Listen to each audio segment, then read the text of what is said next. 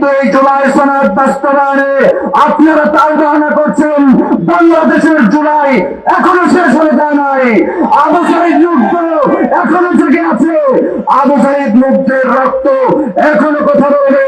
যদি আপনারা অনতিবিলম্বে এই জুলাই সনদ বাস্তবায়ন না করেন, 5 আগস্টের পূর্বে জুলাই জাদুঘর যদি উদ্বোধন না করেন, আপনাদের বিরুদ্ধে আরেকটি দুর্বার আন্দোলন শুরু হবে ইনশাআল্লাহ। ইন্নাল হামদুলিল্লাহ ওয়াসসালাতু ওয়াসসালামু আলা রাসূলিল্লাহ ওয়া আলা আলিহি ওয়া আসহাবিহি আজমাইন। ইসলামী আন্দোলন বাংলাদেশ ঢাকা মহানগর কর্তৃক আয়োজিত আজকের এই বিক্ষোভ মিছিল পূর্ব সমাবেশে সংগ্রামী সভাপতি, উপস্থিত সংগ্রামী জনতা, সবাইকে ইসলামী ছাত্র আন্দোলন বাংলাদেশের পক্ষ থেকে জুলাইয়ের রক্তিম শুভেচ্ছা এবং সংগ্রামী সালাম জানাচ্ছি। সংগ্রামে উপস্থিতি, বাংলাদেশ স্বাধীন হয়েছে 54 বছর।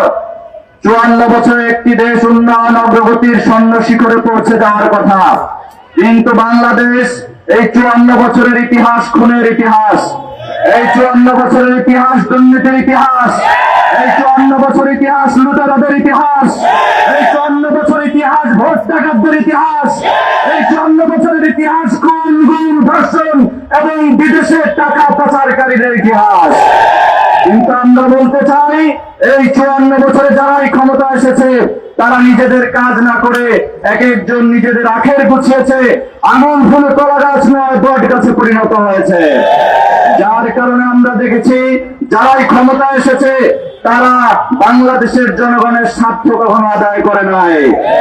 সংগ্রামে উপস্থিতি, অত্যন্ত আশ্চর্যজনক বিষয়, 24-এর গণঅভ্যুত্থান পরবর্তীতে একটি সংসদ হয়েছে।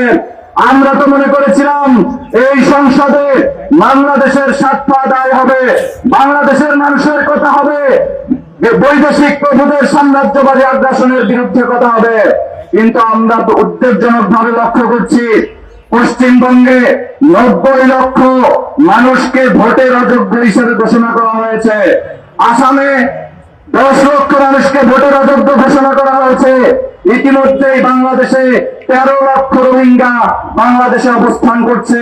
সংসদে এগুলো নিয়ে কথা হওয়ার কথা ছিল, কিন্তু সংসদে কার ব্যাংক কার দখলে গিয়েছে, সংসদে কার ওয়াশিং মেশিন লাগবে, সংসদে কার এলাকার রাস্তাঘাট লাগবে, সেইগুলো নিয়ে আলাপ হচ্ছে। আমরা বলতে চাই, জনগণের ম্যান্ডেট নিয়ে আপনারা ক্ষমতায় গিয়েছেন, সংসদে বসেছেন, জনগণের কথা, জনগণের দাবি আদায় যদি কথা না বলেন, আপনাদেরকে জনগণ লাল কার্ড দেখাতে বাধ্য হবে। উপস্থিতি, জুলাই আমাদের প্রাণের দাবি।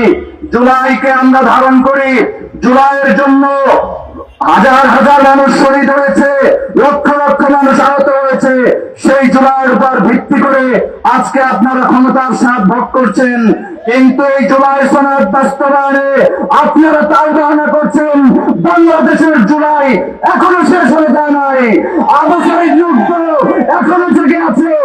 আবু সাঈদ মুগ্ধের রক্ত এখনো কথা বলবে। যদি আপনারা অনতিবিলম্বে এই জুলাই সনদ বাস্তবায়ন না করেন, 5 আগস্টের পূর্বে জুলাই জাদুঘর যদি উদ্বোধন না করেন, আপনাদের বিরুদ্ধে আরেকটি দুর্বার আন্দোলন শুরু হবে ইনশাআল্লাহ।